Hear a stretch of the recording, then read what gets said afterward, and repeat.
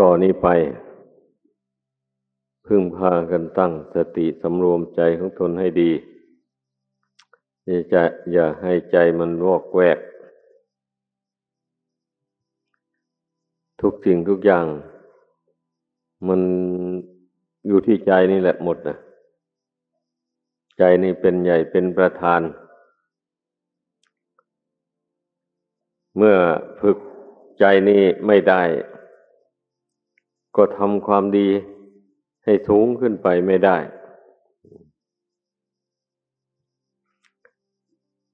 แม้แต่ถึงความเป็นอยู่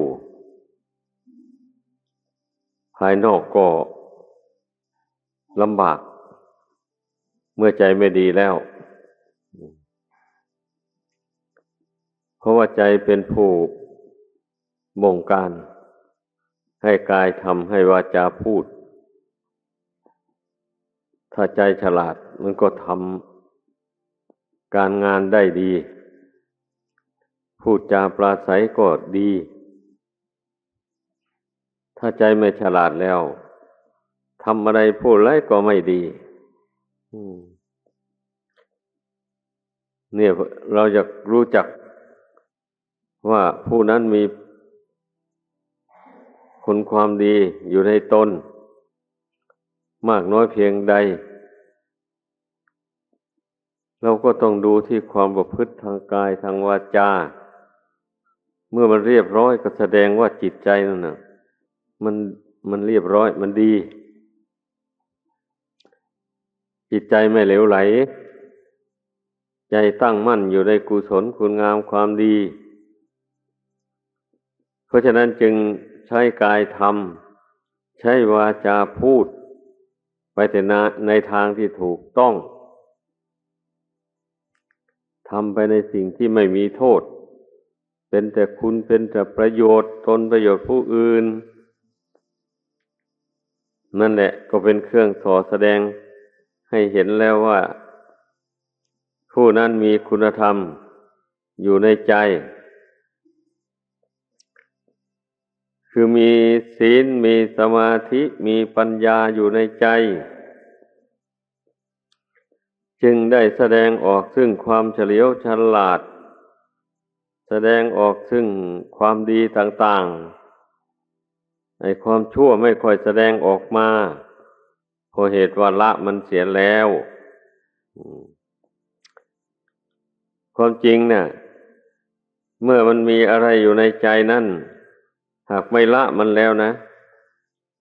มันอัดอั้นเต็มขีดมันแล้วมันก็ระบาดออกมาทางกายทางวาจามันเป็นอย่างนั้นมันจะอยู่ภายในจิตใจนั้นนานไม่ได้หรอกต้องแสดงออก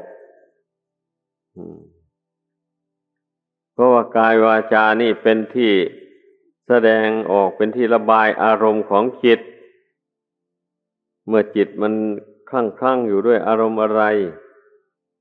มันก็แสดงออกมาให้คนภายนอกได้รู้เช่นจิตมันยึดมั่นในความโกรธไว้อย่างนี้นะทีแรกก็อดกั้นไปแต่ไม่มีปัญญาที่จะทำให้มันเบาบางระงับลงไปได้อดไปอดมามันมากขึ้นพอมันก็ทนไม่ไหวก็จึงระเบิดออกมาทางกายทางวาจามีเรื่องอะไรไม่พอใจนิดหน่อยก็เป็นมากไปเลยแบบนี้นะแสดงความโกรธออกมาอย่างรุนแรงไม่ได้ยับยั้งชั่งใจเลย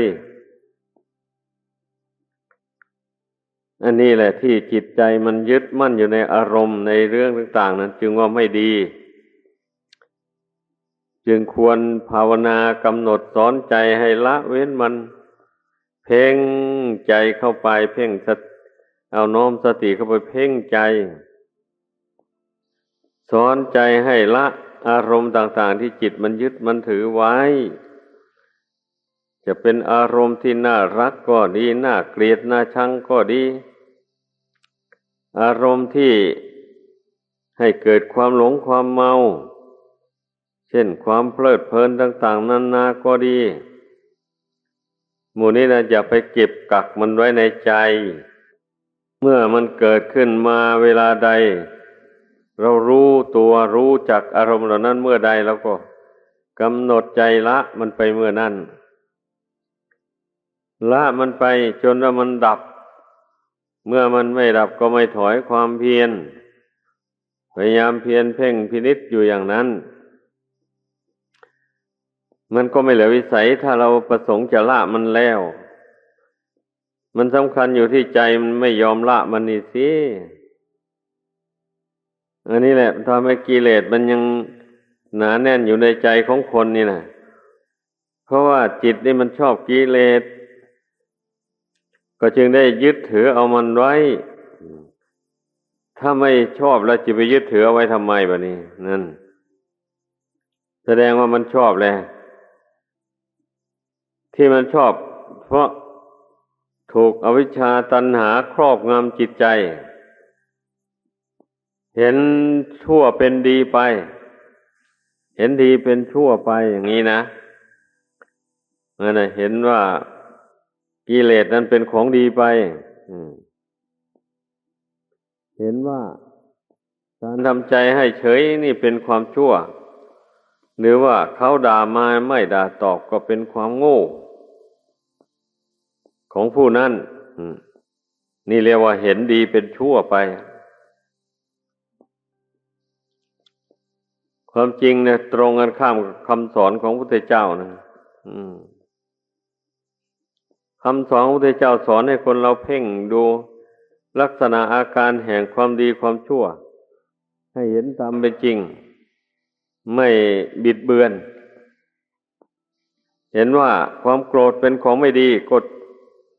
เห็นว่าไม่ดีจริงก็ตำหนิตัวเองนั่นแหละว่าสร้างความโกรธไว้ในใจอย่างนี้นะถ้าพิจารณาเห็นว่าไอ้ความโลภความรักความใคร่ในมันไม่ดีเมื่อเห็นว่ามันไม่ดีแล้วอย่างนี้มันก็ต้องกำหนดละกันแหละแล้วก็ตำหนิตัวเองทำไมจึงไปสร้างความรักความกำหนัดยินดีต่างๆขึ้นในใจเพราะมันเป็นของร้อนพระศาสดาทรงตรัสไว้ว่าราคะคีนาความกำหนัดยินดีเป็นของร้อนโทสักคีนาความโกรธความคิดประทุษร้ายซึ่งกันและกันเป็นของร้อนโมหคีนาความหลงความไม่รู้จริงในเหตุปัจจัยของชีวิตตามเป็นจริงแล้วก็หลงง่วงไปตามอำนาจของกิเลสตัณหาแล้วก็ทำใจให้เราร้อนอันนี้ท่านเรียกว่าโมหคีนาร้อนเพราะความหลงใครเป็นผู้ร้อนบัดนี้นะก็จิตแลเป็นผู้ร้อนร่างกายมันไม่ได้ร้อนจิตต่างหากมันร้อนร้อนเพราะอะไรร้อนเพราะราคะเพราะโทสะเพราะโมหะร้อนเพราะไฟสามกองเหล่านี้แหละร้อนเพราะความแก่ความเจ็บความตายเพราะว่าตาหูจมูกลิ้นกายอวัยวะทุกส่วนนี่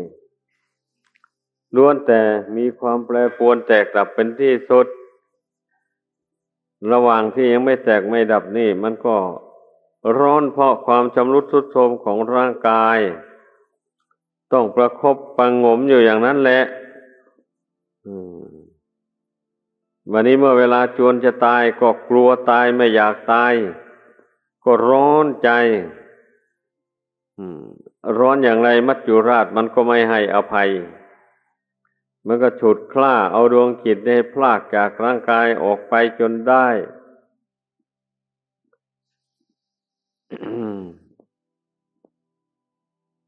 ร้อนเพราะความโศกความเศร้าความเสียใจ ความพิไรลำพันธ์ความคับแค้นใจความเหี่ยวแห้งใจหมู่นี่มันเป็นบ่อเกิดแห่งความทุกข์ทั้งนั้นเลยความร้อนทั้งหลายเหล่านี้เพราะฉะนั้นแหละพระศาสดาจึงได้ทรงแนะนำสั่งสอนให้พุทธบริษัทพิจารณาให้เห็นความร้อนของตาเป็นต้นดังกล่าวมานั้นคือว่าตาหูจมูกลิ้นกายใจนี่เป็นสื่อรับรู้อารมณ์ภายนอกเข้ามาสู่จิตใจเมื่อใจไม่รู้เท่าใจไม่มีปัญญาใจก็เดือดร้อนไปกับตาเป็นต้นดังกล่าวมานั้นหมายความว่าอย่างนั้นที่ว่าร้อนในที่นี้น่ะใจนั่นแหละร้อนอย่างเดียวเมื่อฝึกจิตใจให้สงบระงับลงไปได้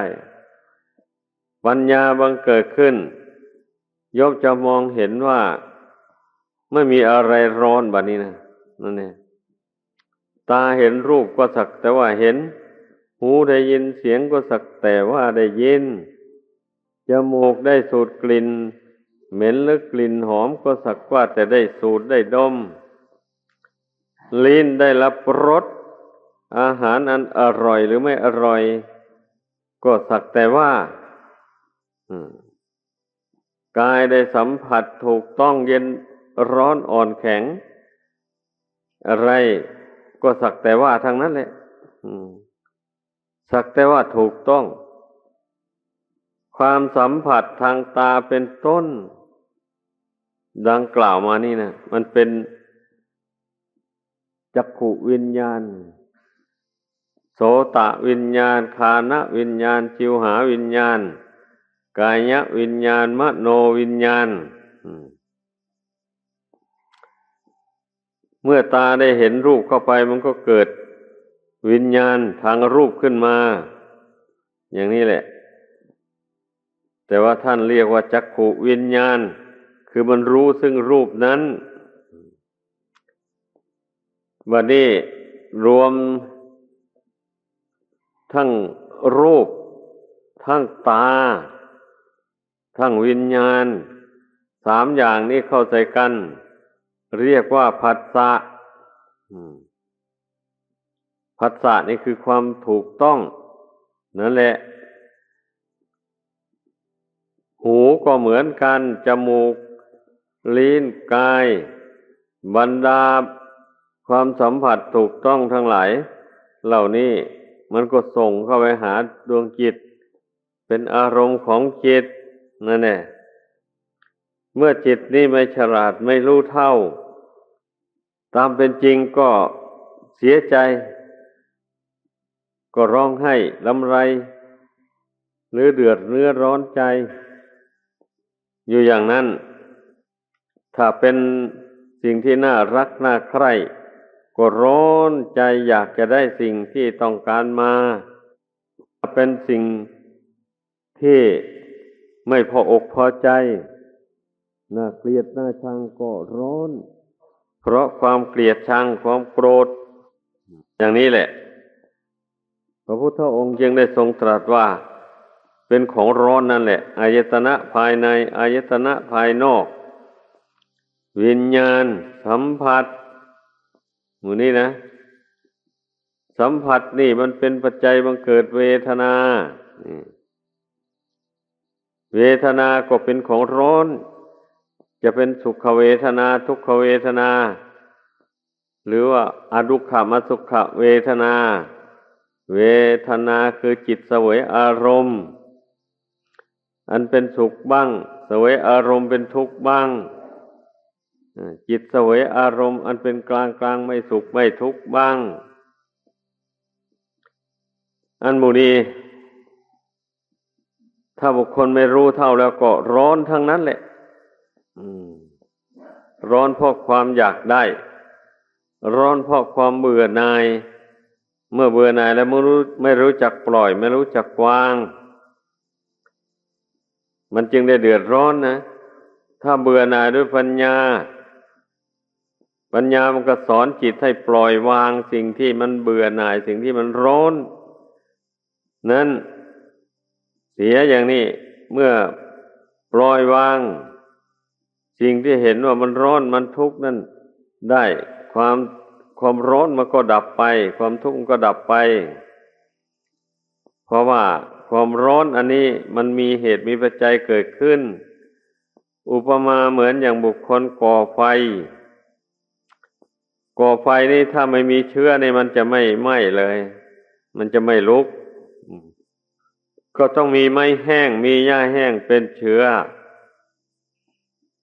พอจุดไฟเข้าไปแล้วมันก็ไหม้ลุกขึ้นเป็นโพรงขึ้นเลยอย่างนี้นะแต่ทีนี้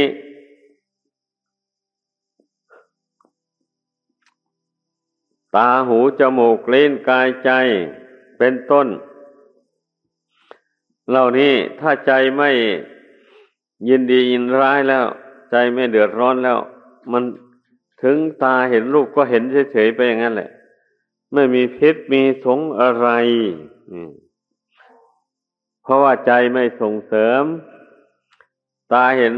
รูปอย่างนี้ใจก็รู้แล้วว่ารูปนั้นไม่เที่ยงมีความเกิดขึ้นแล้วแปรปรวนแตกดับไปแตกดับลงไปก็เป็นธาตุดินธาตุน้ำธาตุไฟธาตุลมของเก่าไม่ได้เป็นอย่างอื่นเพราะฉะนั้นน่ะก็พึ่งพากันฝึกฝนจิตใจของตนให้หนักให้แน่นให้สงบตั้งมั่นลงไปต่อบุญต่อคุณอย่าให้มันไปตั้งมั่นกับสิ่งอื่นตั้งมั่นอยู่กับเรื่องอื่นนั้นไม่จีรังยั่งยืนเลยแล้วก็เป็นไปเพื่อความเร่าร้อนอย่างที่ว่านั่นแหละเป็นไปเพื่อความทุกข์ความโศกนานาประการนี่เมื่อเราหัดทำสมาธิภาวนาเข้าไปใช้ปัญญาสอนจิตให้มันจิตนั้นได้มองเห็นสภาพความเป็นจริงของร่างกายและสิ่งที่แวดล้อมร่างกายนี่อยู่ให้เห็นว่ามันเต็มไปด้วยทุกข์เต็มไปด้วยโทษเต็มไปด้วยภัยอันตรายต่างๆอยู่แวดล้อมโดยรอบทีเดียวเลยภัยเหล่านั้นน่ะถ้าเป็นฝ่ายกุศลก็ไม่เป็นภัยต่อชีวิตจิตใจถ้าเป็นฝ่ายอกุศลก็เป็นภัยเช่นตาไปเห็นรูปอย่างนี้นะถ้าเห็นรูปที่น่ารักก็หลงรักหลงใคร่เอาซะย้อนลืมหูลืมตาไม่ขึ้นเลยนี่ถ้าเป็นเห็นรูปที่น่าเกลียดน่าชังมันก็โกรธความโกรธนั่นก็เผาจิตให้เราร้อนความรักนั่นก็เผาจิตให้เราร้อนไอ้อย่างนี้แหละคิดดูให้ดีไอ้การที่จิตใจไม่ได้ฝึกฝนอบรมไม่รู้เท่านะมันก็นำความร้อนใจมาให้อย่างนี้แหละแต่ส่วนตาหูจมูกลิ้นกายนี่มันไม่ร้อนไม่หนาวอะไรหรอกมันก็เป็นไปตามธรรมชาติของมันเท่านั้นเองนะมีแต่ใจดวงเดียวนี่แหละมันร้อนมันเย็น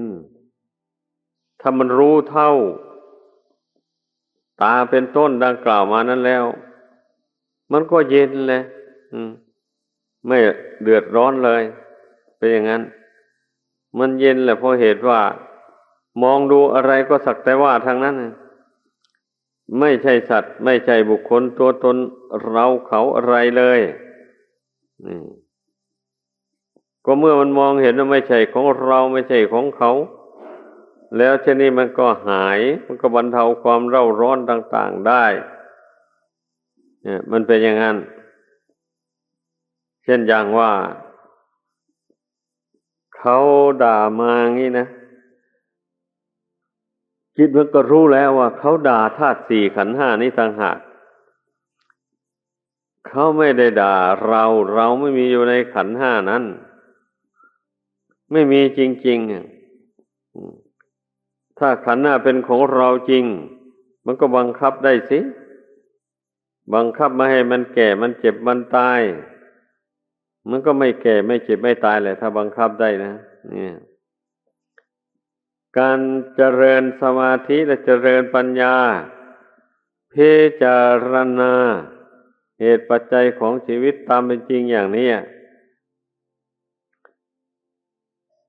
จิตใจจึงไม่เร่าร้อนกับตาเป็นต้นดังกล่าวมานั่นแหละเพราะว่าตานี่ก็ประกอบไปด้วยธาตุสี่ขันธ์ห้าเหมือนกันนะมีรูปมีนามอยู่ในนี้เสร็จหูจมูกลิ้นกายใจก็เหมือนกันนะมีรูปมีนามมีขันธ์ห้านั่นแหละอยู่ทั้งนั้นเลยแต่ว่ามีใจหรือจิตนี่เป็นกลางแบบนี้นะนั่นแหละจิตนี่แหละแผ่กระแสของตนออกไปอยู่ตามตาตามหูตามจมูกตามลิ้นตามกายตามจิตใจนี่มันแผ่ความรู้สึกออกไปท่านเรียกว่าวิญญาณอย่างนี้แหละอันกระแสของจิตเหล่านี้แหละมันไม่เที่ยงไม่ยั่งยืนเลยมันเกิดขึ้นแล้วก็ดับไปถ้ามันดับไปความรู้ทำไมมันจึงมีอยู่ไอ้ความรู้นั่นน่ะมันอยู่ที่จิตนี้ส่วนนามธรรมนั้นเกิดดับเกิดดับอยู่อย่างนั้นแต่ความรู้สึกอันจิตเดิมใจเดิมนี่นะมันไม่สูญไม่หายเมื่ออาศัยร่างกายนี้ไม่ได้แล้วร่างกายนี้มันแตกสามัคคีกันแล้วมันจะแตกจะดับแล้วนั่นแหละจิตดวงนี้ถึงได้เคลื่อนจากที่ออกไปถ้าหากว่าร่างกายนี้ยังอยู่ยังปกติอยู่แล้วจิตนี่มันยังจะไม่เคลื่อนจากที่ออกไปที่ว่าจิตไปโน่นไปนี่นั่นคือเรื่องเจตสิกนี่แหละมันก็ออกไปจากจิตนี่แหละความคิดความนึกความจำความหมายต่างๆนานาเหล่านี้มันก็เกิดไปจากจิตคือความรู้อันนี้เองนะนี่ให้พากันพิจารณาให้รู้ให้เห็นพิจารณาอะไรก็ตามแหละมันต้องรวมลงสู่จิตนี่มันจึงถูกต้องเพราะว่าสุขทุกข์ดีชั่วอะไรมันเกิดจากจิตนี้ทั้งนั้นเลยไม่ได้เกิดกับอย่างอื่นเพราะอย่างอื่นมันคิดนึกอะไรไม่ได้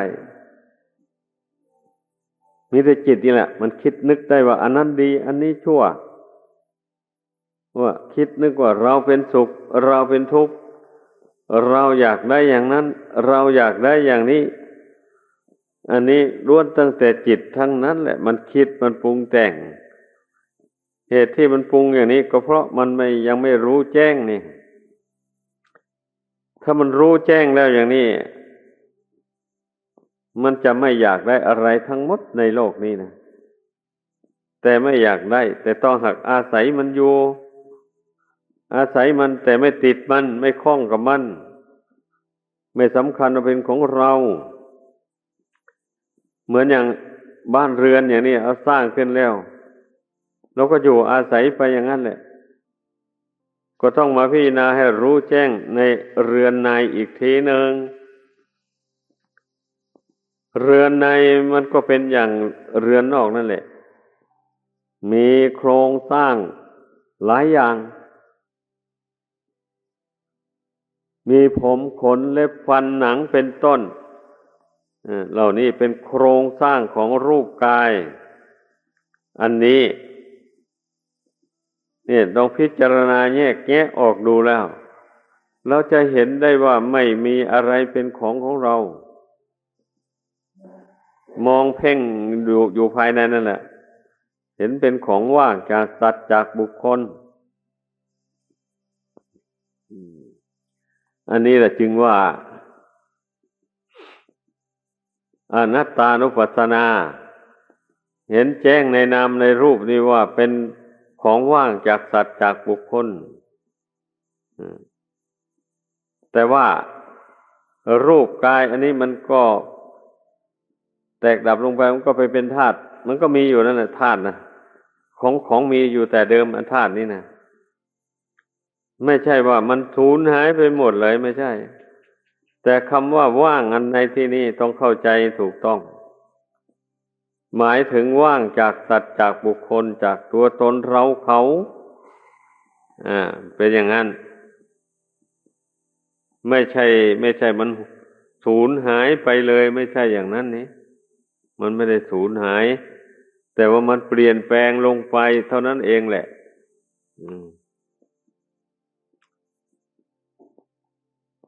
มันเปลี่ยนแปลงไปเนื่องจากว่ารูปกายอันนี้เนี่ยมันมีกรรมดีกรรมชั่วที่ดวงจิตดวงนี้แหละอาศัยกายแต่ก่อนนู่นน่ะสร้างเอาไว้สั่งสมไว้ในจิตใจนี่แหละบัดนี้เมื่อร่างอันนั้นมันชำรุดทรุดโทรมเต็มที่จิตอาศัยไม่ได้แล้วกรรมดีกรรมชั่วที่จิตมันสร้างมันยึดถือเอาไว้ก็เป็นพาหนะนำดวงจิตนี้ถ้าหากว่าบุคคลมีบุญพอสมควรพอจะได้เกิดมาเป็นมนุษย์ไอ้กรรมดีนั้นมันก็นำดวงจิตนี้มาปฏิอาศัยธาตุของมารดาบิดาอยู่วันนี้กรรมนั้นมันก็ตกแต่งอวัยวะน้อยใหญ่ต่างๆให้เป็นต้นว่าแขนสองขาสองหัวหนึ่งพร้อมด้วยตัวด้วยคือร่างกายทุกส่วนเหล่านี้อาศัยบุญกุศลตกแต่งให้สมบูรณ์บริบูรณ์ดีไม่วิบัติแต่ถ้าบาปแต่งนะมันให้เกิดขึ้นมาแล้วก็มีอวัยวะร่างกายไม่สมประกอบย่อมเสียหายบกพร่องอย่างใดอย่างหนึ่งเป็นต้นว่าขาด้วนแขนด้วนมาแต่กำเนิดอย่างนี้นะเนี่ยเรียกว่าบาปมันติดตามมาตกแต่งตั้งแต่ชาติก่อนตนไปตัดขากบขาเขียดหรือว่าไปตัดขาวัวขาควายอะไรก็แล้วแต่แหละนั่นแหละเพราะกรรมนั้นมันก็ตกแต่งให้เกิดมาเป็นคนแล้วมันทำให้ขาด้วนไปเพราะว่ากรรมเมื่อทำกรรมสิ่งใดแล้วกรรมนั้นมันก็ตามสนองให้เป็นอย่างนั้นแหละมันไม่เป็นอย่างอื่นยกตัวอย่างเช่นแต่ครั้งอดีตการพระพุทธเจ้านำเรื่องราวของพระนางโรหินีมาแสดงให้พุทธบริษัททั้งหลายฟังนางโรหินีนี่เป็นน้องสาวของพระอนุรุทธะเชื้อสายจักรยราชนั่นแหละบัดนี้อยู่มานั่นน่ะกรรมในอดีตหนหลังนั่นน่ะติดตามมาทันเอาบันดาลให้นางเกิดตุ่มผุพองทั่วร่างกายเลยน้ำเหลืองไหลเยิ้มไปเลยทีเดียวก็ได้รับทุกขเวทนาอย่างแรงผู้พระอนุรุทธะนี่จึงได้แนะนำให้เธอนั่นสร้างศาลาหอฉันขึ้นแล้วก็นิมนต์พระพุทธเจ้าและพระสงฆ์มาฉันบิณฑบาตในหอฉันนั้นนางก็เลยจัดก็ทำขึ้นแต่จะทำในวัดหรือทำในบ้านไม่กล่าวไว้ชัดเจนเข้าใจว่าจะทำในวัดนั่นแหละแต่ว่าในเรื่องมันสัมพันธ์อยู่กับในบ้านเข้าใจว่าบ้านนั้นจะอยู่ใกล้วัดคงจะเป็นอย่างนั้นเมื่อสร้างเสร็จแล้วขอให้เธอนิมนต์พระพุทธเจ้าพระสงฆ์ไปฉันบิณฑบาตเธอก็ทำตามนั้นถึงวันเวลาแล้วพระพุทธองค์และพระสงฆ์ก็เสด็จไปที่ศาลานั้นแล้วเมื่อคนทั้งหลายโน้มอาหารมาจะใส่บาตรพระองค์ก็ชำเลือง ดูไม่เห็นนางโรหินีก็ทรงรับสั่งถามว่า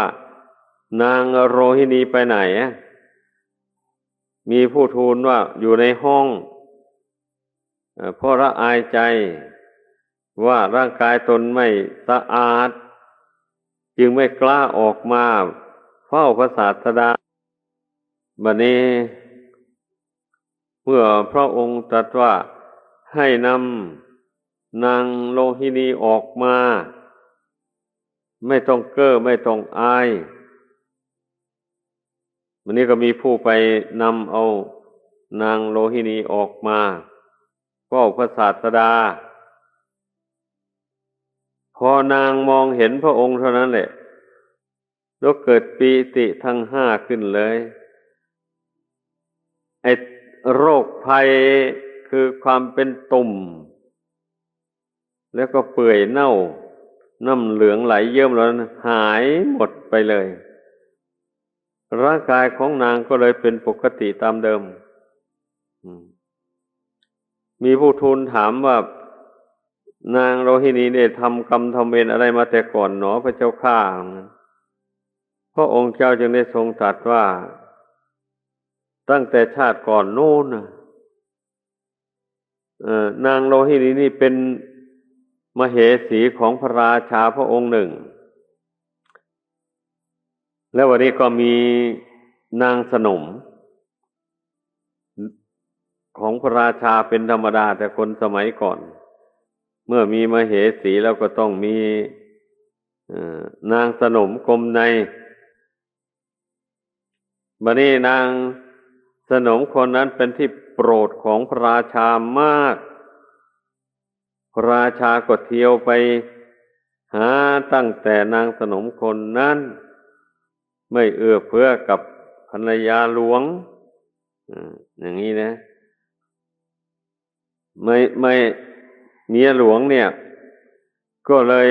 ไม่พอใจซะแล้วโกรธขึ้นมาแล้วก็ไปเอาหมากตำแยนี่นะแต่ภาคกลางเขาเรียกว่าหมามุ้ยเอามาขุใส่ที่นอนของนางสนมคนนั้นโดยเวลาที่เขาไม่อยู่เอาไปขุไว้ในที่นอนนั้นกระจายไปทั่วเมื่อหญิงคนนั้นมาเข้านอนลงไปในที่นอนของตนนั้นก็เกิดคันเกิดคลายขึ้นมาทั่วตัวอะไรแบบนี้นะอย่างนี้เลยเกิดคันเกิดคลายขึ้นมาเกาเข้าไปก็เกิดน้ำเหลืองไหลเยิ้มได้รับทุกขเวทนาพอสมควรทีเดียวจนกว่าจะพยาบาลรักษามันหายไปได้กรรมอันนั้นแหละติดสอยห้อยตามมาสนองเอา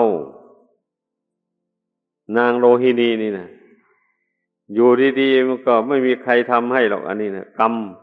ในอดีตนั่นมันมาสนองเอามันทำให้เกิดตุ่มคัน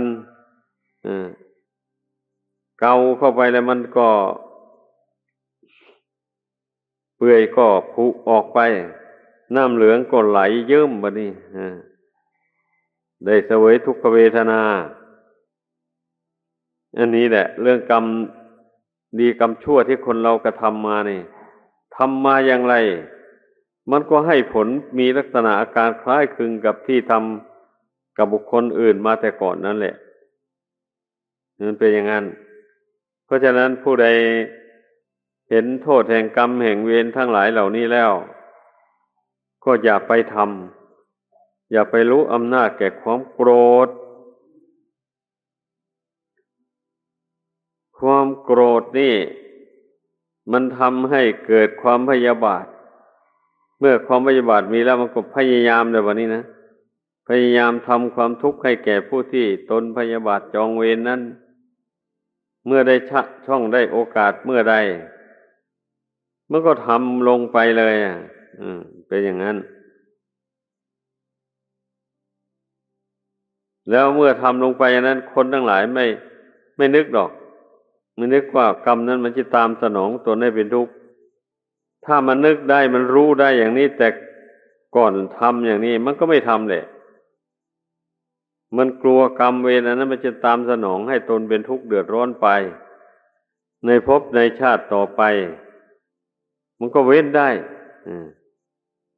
อันที่มันเว้นไม่ได้มันทำนะก็เพราะมันไม่รู้นั่นแหละเมื่อรู้แล้วก็ไม่กลัวบาปกรรมที่ทำนั้นจะตามสนองให้เป็นทุกข์ไม่รู้เลยเมื่อโทสะครอบงำจิตใจแล้วมันมืดมนไปหมดมองไม่เห็นโทษเห็นคุณอะไรเลยอย่างนี้นะดังนั้นทุกคนต้องระมัดระวังจิตใจของตนให้ดีอย่าให้กิเลสเหล่านี้มันครอบงำจิตให้ได้เดี๋ยวมันจะหลงทำชั่วโดยไม่รู้ตัวดังที่นิทานที่เล่าให้ฟังมานี่แหละจงเพียรพยายามภาวนาสอนใจให้ละมันให้เบื่อหน่ายมันกิเลสเหล่านี้นะอย่าไปเห็นว่าเป็นของดีมันไม่ดีหรอกจะดียังไงล่ะเหมือนเป็นกรรมเป็นเวรตามสนองไม่รู้จักจบจักสิ้นแต่เมื่อบุคคลผู้ที่ไม่ได้ทำกรรมชั่วต่างๆดังกล่าวมานั่นน่ะถ้าหากว่าเป็นผู้มีศีลมีตั้งจิตเจตนาวิรัติละเว้นจริงๆมันก็ไม่ได้ทำแหละกรรมชั่วต่างๆแต่ถ้าหากว่าบุคคลใดเป็นผู้คิดทำกรรมชั่วขึ้นมาใส่ตัวเองนั่นก็แสดงว่าบุคคลผู้นั้นน่ะยังไม่เห็นโทษเห็นภัยของกรรมชั่วต่างๆเหล่านั้นดังนั้นอย่าพากันไปนิ่งนอนใจให้พึ่งพากันเพ่งกรวดกราดูจิตใจของตนให้ดีว่ามันมีกิเลสอะไรที่มันออกหน้าออกตาเพื่อนอยู่ในใจของตนนี่นะมีแต่ตัวใครตัวเราเท่านั้นแหละที่จะรู้เรื่องของตัวเองคนอื่นรู้ให้ไม่ได้หรอกแม้แต่พระพุทธเจ้าพระองค์ก็จะไม่ได้ตามจะไม่ได้ส่งพยานไปดูกิเลสของคนทั่วไปพระองค์ก็ส่งพยานแผ่ไปอยู่อย่างนั้นเฉยๆนี่แหละถ้าใครเป็นผู้มีบุญวาสนาบารมีแก่กล้าพอสมควรพอที่พระองค์จะโปรดเอาได้เนี่ยก็ไปต้องขายพยานของพระองค์เท่านั้นเองนะแต่ก็เป็นบางครั้งบางคราวที่พระองค์กรวดดูสัตว์โลกพระองค์ไม่ได้กรวดดูบ่อยๆนักเช่นอย่างว่าเมื่อพุทธบริษัทประชุมกันที่ศาลาการประเรียน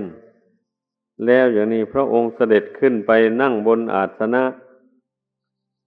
เสร็จแล้วอย่างนี้ก็ทรงกรวดดูวาระจิตอุปนิสัยของคนเหล่านั้น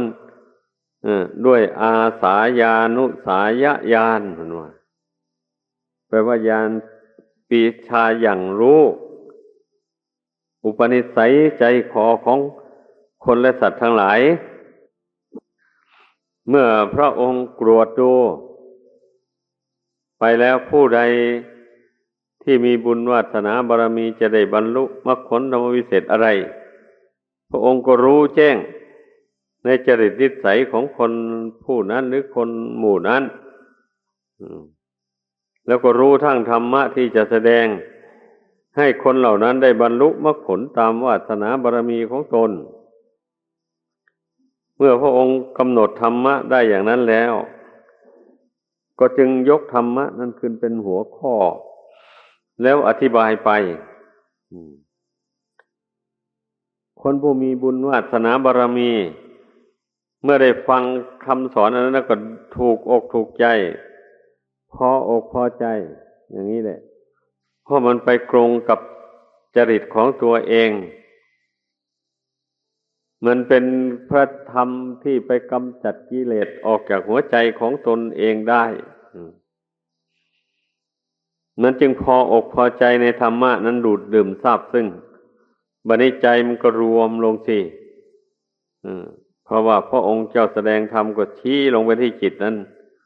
ให้ทำจิตให้ดีอย่างนี้นะท่านเหล่านั้นก็ทำจิตให้ตั้งมั่นให้สงบลงไปพิจารณาตามธรรมะที่พระองค์เจ้าแสดงนั้นคันเมื่อพระองค์แสดงธรรมให้จบลงคนผู้นั้นหรือคนหมู่นั้นก็ได้บรรลุมรรคผลธรรมวิเศษขั้นใดขั้นหนึ่งตามวาสนาบารมีของตน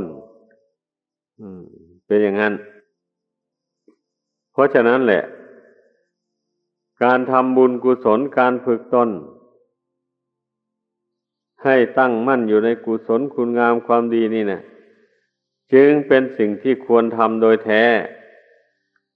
เพราะเมื่อสั่งสมบุญกุศลไปหากยังไม่แก่กล้าพอที่จะได้บรรลุมรรคผลในชาติปัจจุบันเช่นนี้ก็จะเป็นอุปนิสัยปัจจัยติดตามไปหากว่าเมื่อไปเกิดร่วมกับศาสนาของพระพุทธเจ้าพระองค์ใดพระองค์หนึ่งหมายความว่าไปเกิดร่วมพระพุทธเจ้าพระองค์ใดพระองค์หนึ่งเมื่อพระองค์เล็งญาณส่องสัตว์โลกบุคคลผู้นั้นก็จะไปต้องข่ายพยานของพระองค์พระองค์ก็ทรงรู้ชัดว่าผู้นี้อินทรีย์บารมีแก่กล้าสมควรจะได้บรรลุมรรคผลในขั้นนั้นพระองค์ก็รู้หมดแหละแม้จะอยู่ไกลภายในพระองค์ก็เสด็จไปโปรดถ้าทรงพระดำเนินด้วยพระบาทไม่ไหวก็เข้าฌานแล้วเหาะไปอย่างนี้แหละเหาะไปแล้วก็ไปลงหมู่บ้านนั้นเมื่อคนเหล่านั้นเห็นเข้าก็เกิดศรัทธาเลื่อมใสทันทีไม่มีลังเลเลยอย่างนี้ถ้าเป็นเวลาขบฉันก็นำอาหารไปถวายถ้าไม่ใช่เวลาขบฉันก็ได้ดอกไม้ธูปเทียนแล้วก็พากันไปเฝ้าไม่ใช่แต่คนเหล่านั้นแม้คนอื่นๆได้ทราบข่าวผู้เลื่อมใสนับถือก็พากันไปฟังพระธรรมเทศนาแต่บุคคลเหล่าใดที่มีอินทรีย์ยังไม่แก่กล้าพอก็ได้แต่ความเลื่อมใสศรัทธาในพระพุทธเจ้าในพระธรรมในพระสงฆ์เท่านั้นท่านเหล่าใดเป็นผู้มีอุปนิสัยวาสนาบารมีแก่กล้าพอจะได้บรรลุมรรคผลในขั้นนั้นได้ท่านนั้นเมื่อพระองค์เจ้าแสดงธรรมจบลงก็ได้บรรลุมรรคผลธรรมวิเศษตามวาสนาบารมีของตนอย่างนี้ถ้าบรรลุโสดาบันอย่างนี้ท่านก็กล่าวคำปฏิญาณตนถึงพระพุทธพระธรรมพระสงฆ์ว่าเป็นที่พึ่งที่ระลึกตลอดชีวิตอย่างนี้ก็เป็นเช่นนี้แหละประวัติความเป็นมาของพระพุทธเจ้าหรือของพระสาวกพุทธบริษัททั้งหลาย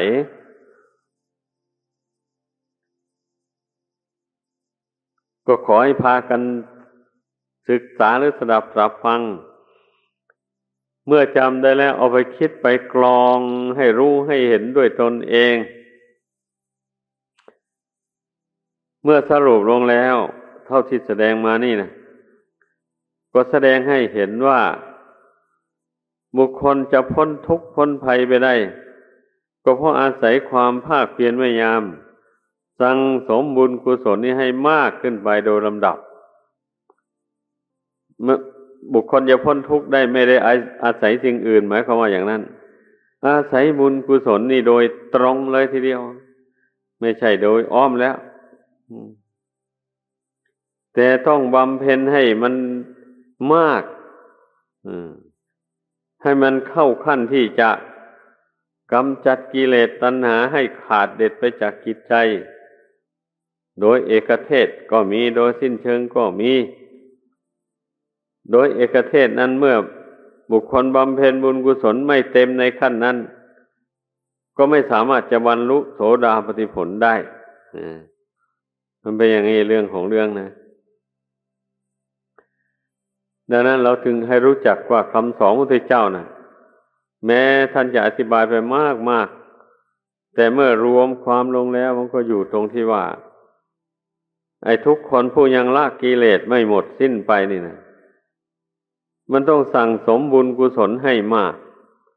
ให้เต็มความสามารถให้เข้าใจเนื้อความหมายเพราะว่านอกจากบุญกุศลแล้ว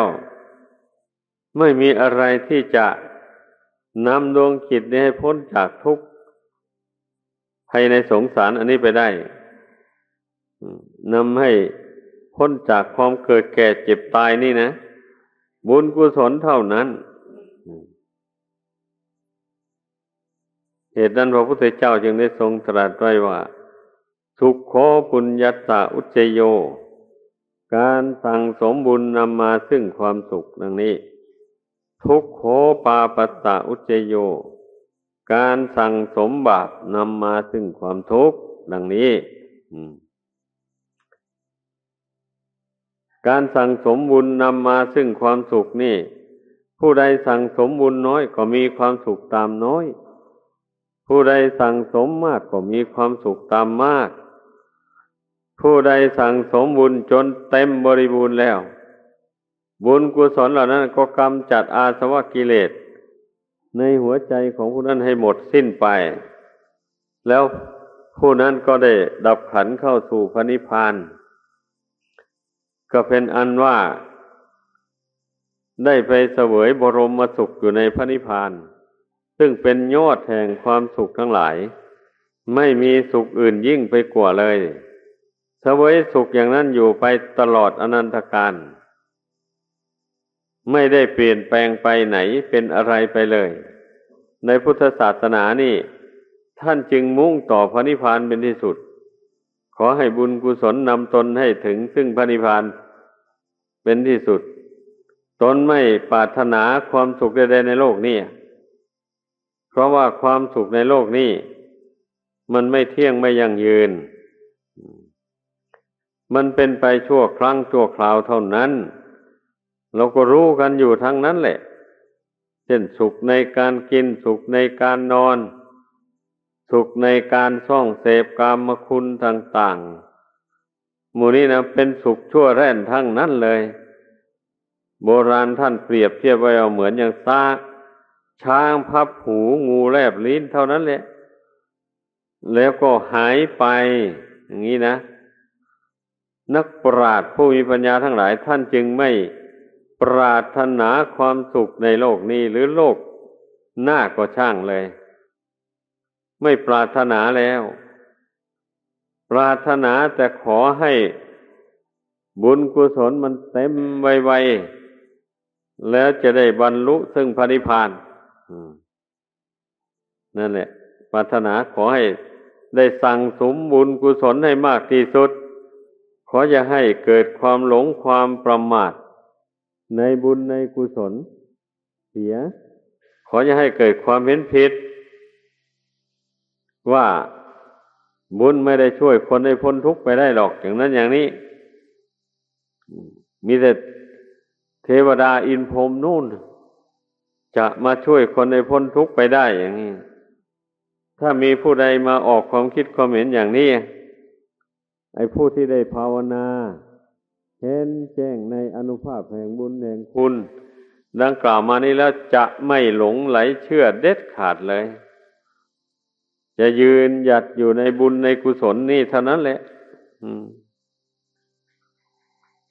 แต่ว่านักปราชญ์เกจิอาจารย์บางท่านก็ไปแสดงว่าไปทำบุญมัวได้ทำบุญอยู่ก็ไปยึดแต่บุญเท่านั้นสิฉะไหนจะละอุปทานได้ไปยึดเอาแต่บุญไว้อย่างนี้นะมันจะพ้นทุกข์ได้ยังไงไอ้มติของเกจิอาจารย์บางท่านบางองค์บางหมู่ก็มีความเห็นอย่างนี้ก็มีนี่แต่เมื่อมาวินิจฉัยดูเทียบกับคำสอนของพระพุทธเจ้าแล้วเป็นความเห็นที่ไม่ถูกต้องเลย ไม่ถูกต้อง ก็เมื่อบุญกุศลยังไม่เต็มบุญกุศลยังกำจัดกิเลสออกจากจิตใจนี้ให้หมดไปไม่ได้แล้ว ใจมันจะละอุปทานในขันธ์ห้านี้ได้อย่างไรเล่ามันละไม่ได้ให้เข้าใจการที่จิตมันจะละอุปทานความยึดมั่นถือมั่นในขันธ์ห้าหรือนอกขันธ์ห้าออกไปได้ก็เพราะอาศัยบุญบำเพ็ญบุญกุศลมันเต็มมันเข้าขั้นแล้วมันบุญกุศลนั่นมันรวมตัวเข้าเป็นตัวปัญญาปัญญาสอนจิตให้เห็นโทษของความยึดความถือในขันธ์ทั้งห้านี้พอทุกข์รวบยอดแท้ๆแล้วก็มาเกิดจากใจที่มายึดถือขันธ์ห้านี่แหละว่าเป็นตัวเป็นตนมันจึงได้เป็นทุกข์เมื่อปัญญาพิจารณาเห็นแจ้งอย่างนี้แล้วประกอบกับบุญกุศลมันเข้าขั้นอย่างว่านั่นแหละมันก็เลยหลุดพ้นไปได้ละอุปทานอันนั้นได้เนี่ยมันเป็นอย่างนี้นะแต่ถ้าการละอุปทานนี่มันก็เป็นขั้นตอนเหมือนกันนะเริ่มต้นตั้งแต่ละอุปทานความยึดมั่นถือมั่นในบาปอกุศลนั่นแหละได้ก่อนอื่นนะเมื่อละอุปทานความยึดมั่นถือมั่นในบาปอกุศลได้มันก็เป็นอันว่าละขันธ์ห้าอันเป็นฝ่ายที่เป็นฝ่ายอกุศลได้เนี่ยเข้าใจให้เข้าใจมันถูกต้องคราวนี้เมื่อละขันธ์ห้าอันเป็นฝ่ายอกุศลได้ก็ยังมาติดข้องอยู่ในขันธ์ห้าอันเป็นบุญเป็นกุศลอย่างนั้นก็บำเพ็ญบุญกุศลไปมากเข้าไปมากเข้าไปบุญกุศลมันก็หลอมตัวเข้าเป็นปัญญาก็มองเห็นว่าขันธ์ห้านี้ถึงแม้จะบุญตกแต่งให้ก็ตามแต่บุญนี้มันก็มีขอบเขตจำกัดเมื่อมันตกแต่งมันรักษาขันธ์ห้านี่ไปได้กำหนดของมันแล้วมันก็ดับไปบุญนี่นะบุญเก่าที่ได้ทำมาแต่ก่อนนะเมื่อบุญเก่านั้นดับลงไปแล้วขันธ์ห้านี่ก็ตั้งอยู่ไม่ได้แม้บุคคลนั้นจะทำบุญกุศลในปัจจุบันในชาตินี้มากมายอย่างไรก็ต่ออายุให้ไม่ได้บุญเก่าหมดแล้วก็ต้องแตกดับทำลายลงไปเมื่อเป็นเช่นนี้จะมาถือมั่นว่าเป็นของเราได้อย่างไรนี่แหละปัญญามันสอนจิตเข้าไปบ่อยๆเข้าไปแล้วมันก็ค่อยคลายความยึดความถือขันธ์ห้านั้นไปเรื่อยๆแล้ววันนี้นะแต่มันจะละทีเดียวให้ขาดเด็ดไปเลยมันไม่ได้เพราะอินทรีย์มันยังอ่อนถ้าผู้ใดที่ท่านมีอินทรีย์แก่กล้าแล้วบุญกุศลท่านเพียบพร้อมแล้วท่านผู้นั้นกันละอุปทานความยึดมั่นในขันธ์ห้านี่ได้โดยเด็ดขาดไปเลยนี่มันเป็นอย่างนี้นะขอให้เข้าใจมันถูกต้องข้อสำคัญเรื่องการละอุปทานนี่สำคัญกว่าเพื่อนนี่ได้แก่ละอุปทานในเรื่องบาปอกุศลนี่แหละถ้าบุคคลใดไม่ละความยึดมั่นถือมั่นในความโลภความโกรธความหลงให้เบาบางออกไปแล้วบุคคลจะไปละอุปทานชั้นละเอียดขึ้นไปนั้นไม่ได้เลยก็ติดอยู่ในอุปทานขั้นหยาบนี่แล้วก็ไปทำบาปทำกรรมมีปาณาติบาตเป็นต้นสั่งสมบาปกรรมใส่ตัวเองเพราะมันละเชื้อของบาปไม่ได้นี่อย่างนี้มันก็ทำบาปได้แก่ตัวเองมากเข้าโดยลำดับมันเป็นอย่างนั้นเรื่องมันนะเหตุดังนั้นมันถึงพ้นทุกข์ไปไม่ได้แบบนี้นะบาปกรรมนั้นมันก็นำให้ไปเสวยทุกข์ในอบายภูมิทั้งสี่มีนรกเป็นต้นตามที่พระพุทธเจ้าทรงแสดงไว้มันเป็นอย่างนั้นดังนั้นจึงเห็นว่าการละอุปทานในบาปกรรมนี่เนี่ยเป็นสิ่งสำคัญมากนั่นแหละ พอเมื่อละอุปทานในบาปกรรมนั้นได้แล้วบาปไม่มีอยู่ในจิตใจแล้วอย่างนี้นะใจก็เบิกบานผ่องแผ้วใจมีบุญกุศลเป็นเครื่องอยู่เป็นที่พึ่งแล้วก็สบายแต่เมื่อสบายแล้วอย่างนี้พิจารณาดูเห็นว่าบุญกุศลที่ตนมีอยู่นี่ยังไม่มากพอยังไม่เต็มยังจะละกิเลสส่วนกลางส่วนละเอียดอะไรเหล่านั้นให้หมดสิ้นไปยังไม่ได้เพราะฉะนั้นจึงต้องทำสั่งสมบุญเพิ่มเติมอีกเรื่อยๆไปได้แก่การรักษาศีลให้ยิ่งขึ้นไปกว่าเก่าสำรวมในศีลให้บริสุทธิ์ยิ่งขึ้นไปและบำเพ็ญสมาธิให้ยิ่งขึ้นไปแบบนี้นะอย่าไปนิ่งนอนใจว่าเราทำสมาธิพอแล้วอย่างนี้ยังไม่พอถ้าหากว่ายังละกิเลสตัณหาอุปาทานนี่ยังไม่หมดตราบใดแล้วการทำสมาธิการรักษาศีลก็จงเข้มงวดขึ้นไปแหละมันถึงมีกำลังได้เป็นอย่างนั้นจะไปทำอ่อนแออยู่เหมือนแต่ก่อนไม่ได้ต้องเข้มแข็งขึ้นไปกว่าเก่าเรื่อยๆไปแล้วมันเจริญปัญญาให้เข้มแข็งขึ้นไปเรื่อยๆให้มากขึ้นไปเรื่อยๆแต่ปัญญามันต้องอาศัยสมาธินะปัญญาอันนี้นะไม่ได้อาศัยตำรับตำราภายนอกไม่ได้อาศัยอย่างนั้นอาศัยสมาธิเป็นฐานที่ตั้งของปัญญานี่นะดังนั้นการพิจารณาอะไรก็พิจารณาอยู่ในปัจจุบันเนี่ยพิจารณาอยู่ภายในนั่นแหละรู้แจ้งก็รู้แจ้งอยู่ภายในนั่น